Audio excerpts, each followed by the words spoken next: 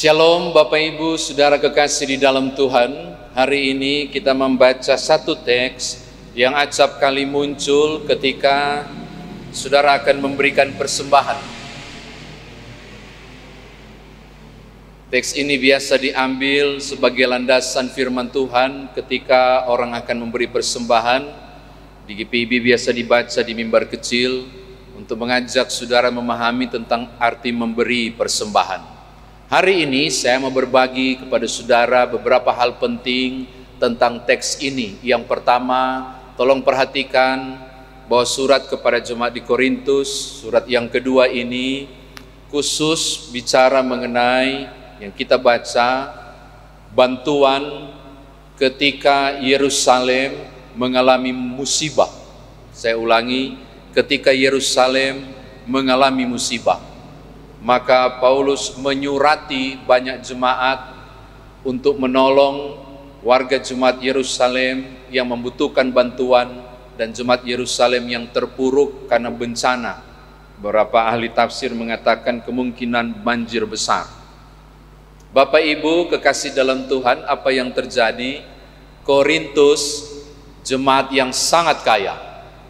Korintus bukan saja jemaat memiliki pemasukan pajak karena pelabuhan yang besar, tapi juga jemaat agraris, jemaat orang bercocok tanam dan tanah yang subur yang sukses, sehingga orang Korintus ini memiliki kemampuan finansial yang cukup kuat, juga berimbas pada warga jemaatnya yang juga kuat secara finansial. Lalu ini yang terjadi. Tolong buka pasal 8 ayat 10 dan ayat yang ke-11. Pasal 8 2 Korintus ayat 10 dan ayat yang ke-11. Ternyata Korintus sudah janjikan nanti kami bantu.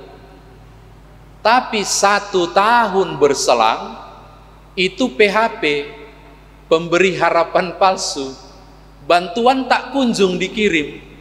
Padahal dari segi kemampuan finansial jemaat ini cukup kuat. Oh, cukup kuat saldonya. Diduga begitu.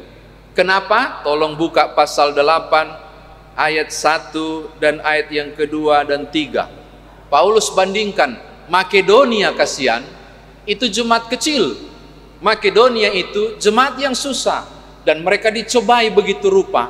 Tapi di dalam pencobaan yang luar biasa, di dalam kesulitan mereka bilang kami akan bantu Yerusalem. Langsung dorang bantu. Tidak hitung-hitungan, tidak nunggu-nunggu. Tapi Korintus pending bantuan.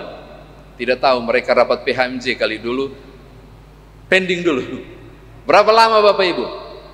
Ayat 10 bilang 1 tahun. Maka karena sudah 1 tahun, dilayangkanlah surat ini untuk sampaikan kepada jemaat Korintus yang kaya, yang mampu, tapi mohon maaf menggunakan kata ini, yang pelit. Akhirnya kita menemukan bagaimana caranya Paulus memberi pemahaman yang benar tentang apa makna menopang kesusahan orang lain, apa makna membantu orang lain karena engkau diberkati. Maka setelah engkau diberkati, harusnya engkau rela untuk menjadi berkat. Paulus menguraikan pada bacaan kita pasal 9 ayat 6 hingga ayat yang ke-11. Sebaiknya sih dibaca hingga ayat yang ke-12, tapi karena batasan kita hanya di ayat yang ke-11. Nah, saya mau berbagi dengan saudara ada beberapa hal yang sangat penting. Yang pertama Bapak Ibu, ada 5 prinsip untuk memberi yang saya temukan di 2 Korintus ini, yang dengan lugas disampaikan sebagai nasihat kepada Korintus yang lambat-lambat, yang melipat tangannya, yang menguncinya dan sulit untuk membantu. Hal yang pertama, tolong lihat ayat yang ke-6. Camkanlah ini, orang yang menabur sedikit akan menuai sedikit juga, dan orang yang menabur banyak akan menuai banyak juga. Saya bilang tadi, Korintus adalah jemaat agraris. Jadi pernyataan di ayat 6 ini bukan barang baru.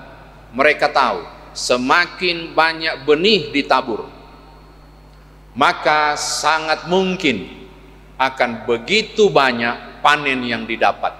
Semakin banyak ditanam, semakin banyak berlipat pula hasil buah yang akan dipanen. Oh, mereka sangat paham tentang bagaimanakah memandang benih itu sebagai bagian dari hukum yang tidak bisa berubah dalam pertanian, kecuali tiba-tiba memang fatal dan tidak ada panen. Jadi semakin banyak menabur, semakin dapat menuai. Ini prinsip pertanian, ini prinsip benih, ini prinsip agraris, dan bukan hal yang baru. Secara tidak langsung, poin pertama, Paulus mau bilang begini kepada jemaat yang sulit untuk memberi ini. Dia bilang begini, Korintus, jika engkau memberi, engkau tidak akan mengalami kekurangan. Ini menarik loh Bapak Ibu. Bagi Paulus, memberi sesuatu tidak sama berdampak akan kekurangan sesuatu. Saya ulangi, Paulus ketika menggunakan analogi tentang benih, dia mau bilang begini, ketika engkau memberi sesuatu, itu tidak berarti engkau kekurangan sesuatu, karena prinsip menabur benih tadi. Dengan prinsip ini, Paulus mau menyatakan hal yang sangat penting, bahwa dalam hal memberi tidak berarti kehilangan. Ini berlawanan dengan prinsip ekonomi. Kalau prinsip ekonomi, pengeluaran, pengorbanan sekecil-kecilnya agar kiranya dapat keuntungan sebesar-besarnya. Oh bukan. Soal memberi bagi Paulus adalah ketika engkau memberikan sesuatu, tidak selamanya engkau kehilangan sesuatu. Justru sebaliknya, akan berlipat kali ganda akan kembali kepadamu. Dan ini menarik. Dia sampaikan untuk menunjuk tentang pemahaman memberi. Saya mau katakan kepada saudara bahwa yang dia maksud di sini bukan investasi persembahan, bukan, atau investasi pemberian, bukan. Sebab bukankah apa yang ditabur itu yang dituai, kata Tuhan Yesus. Dia juga mau prinsip seperti itu. Seakan mau mengatakan kepada Korintus pada catatan pertama kita tentang soal memberi ini, bahwa di dalam memberi itu masuk pada bagian yang sangat penting, yaitu mengucap syukur. Nanti hari Rabu kita bahas, karena upah dari mengucap syukur adalah damai sejahtera. Dia terkesan kehilangan sesuatu, tapi ketika dimaknai dengan ucapan syukur, dia mengalami damai sejahtera. 1 Tesalonika pasal 8, ya kita pasal 5 ayat 18, kita akan bahas di hari Rabu nanti. Ini catatan yang pertama. Catatan yang kedua Bapak Ibu, tolong saudara lihat ayatnya yang ke-7. Hendaklah masing-masing memberi menurut kerelaan hatinya, jangan dengan sedih hati atau karena paksaan, sebab Allah mengasihi orang yang memberi dengan sukacita. Hal kedua tentang memberi, berilah dengan sukacita, bukan berdasarkan paksaan. Berilah dengan sukacita, bukan bicara soal berpaksaan. Ini punya makna yang penting. Ternyata ukuran memberi bukan soal sebanyak atau sesedikit. Ukuran memberi bukan soal kuantitas, yaitu jumlahnya banyak atau jumlahnya sedikit. Tapi ukuran memberi menurut Paulus adalah kualitas. Dan kualitasnya adalah kerelaan. Kerelaan yang dimaksud adalah ketulusan. Ukuran engkau memberi bukan soal banyak dan tidak. Kalau soal banyak atau tidak, yang tahu itu bendahara, yang catat dan masukkan ke warta jemaat. Itu kalau soal banyak dan sedikit. Yang dicatat di sorga, apakah ini tulus atau tidak? Ini bicara kualitas. Makanya Paulus mengatakan, ini luar biasa loh ayatnya. Sebab Allah mengasihi orang yang memberi dengan sukacita. Dia tidak merasa beban untuk memberi, sebab dia memberi bukan berdasarkan jumlah, tapi soal ketulusannya, kerelaannya. Makanya dia sukacita. Saudara memberi bukan berdasarkan jumlah, tapi saudara memberi berdasarkan mutu atau kualitas. Ini catatan yang kedua. Sebelum lebih jauh Bapak Ibu, makanya bicara soal kualitas itu tidak bicara soal kantong baju. Bicara soal kualitas, kalau kantong baju itu jumlah. Bicara soal kualitas, kantong hati. Dia bersukacita nggak memberi, dia tulus nggak memberi. Itu kualitas pemberian. Saudara yang memberi berdasarkan kantong hati, atau saudara memberi berdasarkan kantong baju itu pilihan, dan kantong hati bicara soal ketulusan. Oke, catatan berikutnya yang ketiga, ukuran bagaimanakah pemberian itu? Tolong lihat ayatnya yang ke-12, yang pasal 8. Saya mundur sedikit karena ada satu juga bagus itu, pasal 8. Coba lihat ya, 2 Korintus pasal 8 ayat 12. Sebab jika kamu rela untuk memberi, maka pemberianmu akan diterima kalau pemberian itu berdasarkan apa yang ada padamu, bukan berdasarkan apa yang tidak ada padamu. Ini menarik nih. Tuhan tidak meminta saudara untuk memberikan apa yang tidak engkau miliki.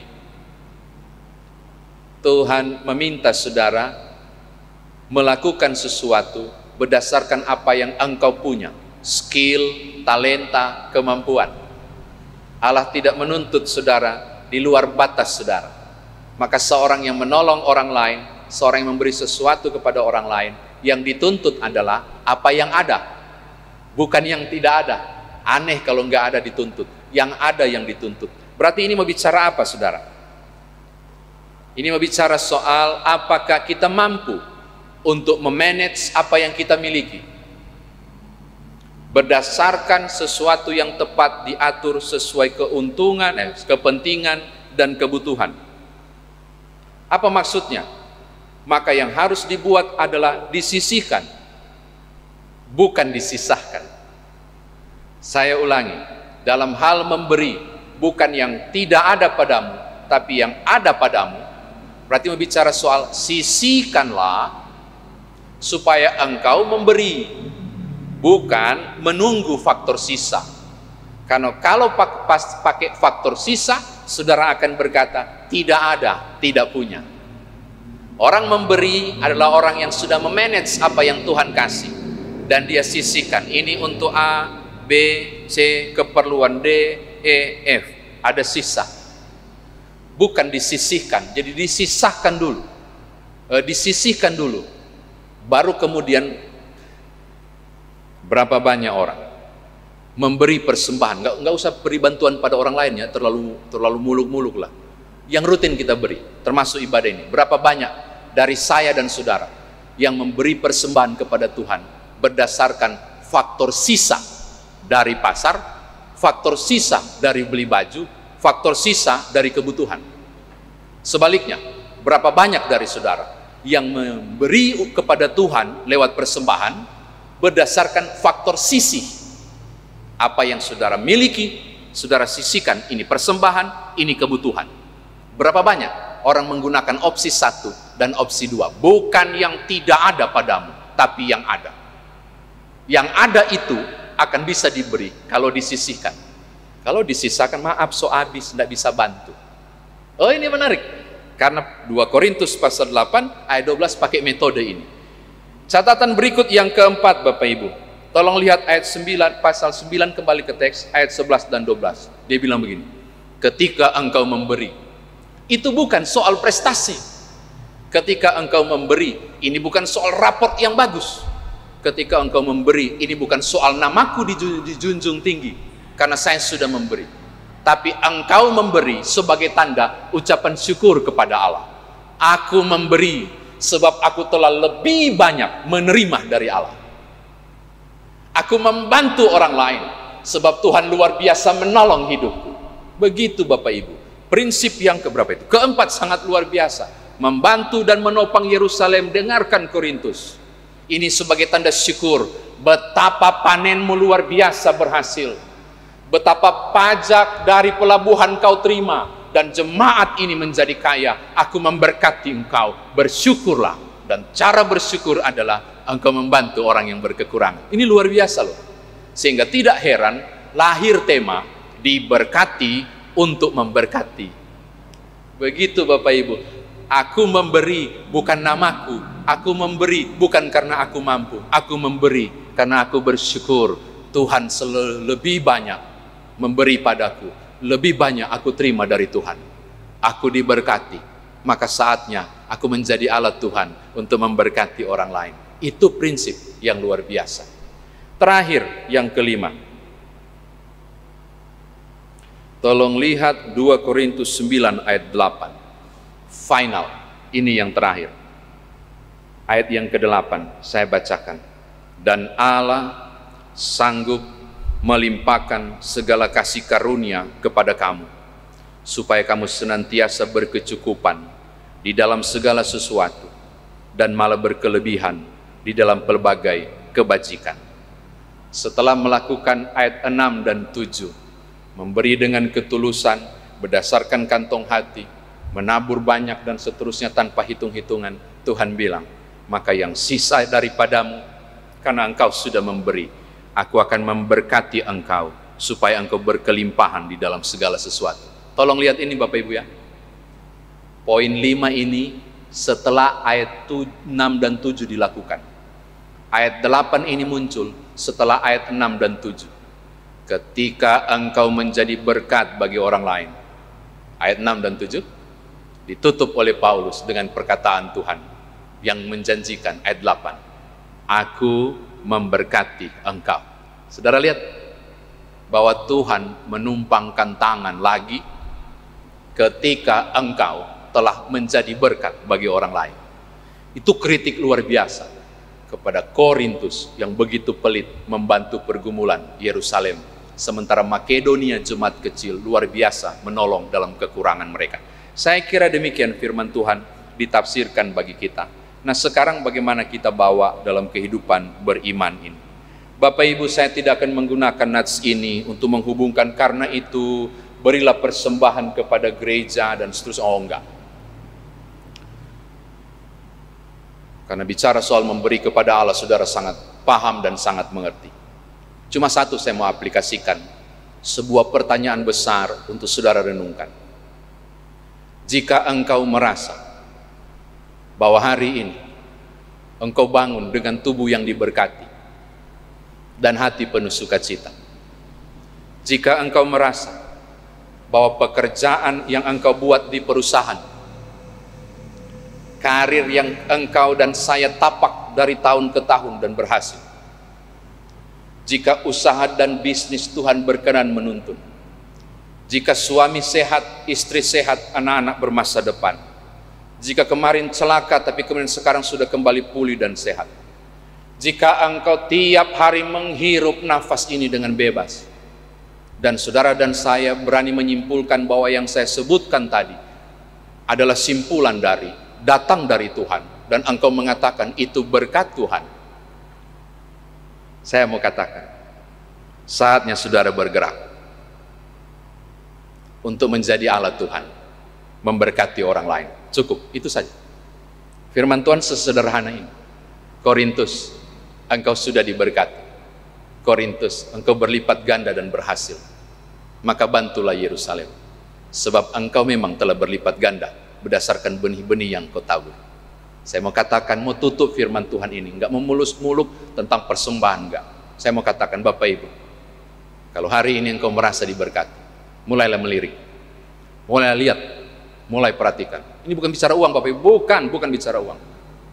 Perhatikan, adakah aku punya peluang hari ini untuk membuat satu orang, satu keluarga tersenyum karena hadirku? Nggak bicara duit. Adakah saya berguna bagi orang lain? Karena ternyata aku begitu bersyukur Tuhan memberkati aku dan keluargaku. Sudah saatnya aku menjadi berkat bagi orang lain. Tadi saya nggak bilang uang, entah itu finansial atau uang terserah, atau menopang dan menolong kebutuhan orang lain, menjadi telinga bagi keluh kesah orang lain, dan seterusnya. Jadilah berkat. Mulai sekarang Bapak Ibu, saya mau tutup, mau katakan begini, mulailah berpikir, aku dan keluargaku begitu diberkati, sudah saatnya aku menjadi berkat bagi orang lain, tanpa berhitung untung dan rugi. Karena toh, kalau Tuhan yang berkati aku, Dia tidak pernah membiarkan kemudian berkat itu dicabut dan diambil lagi. Aku diberkati untuk menjadi berkat. Tuhan berkati Bapak Ibu, jadilah berkat. Haleluya, amin.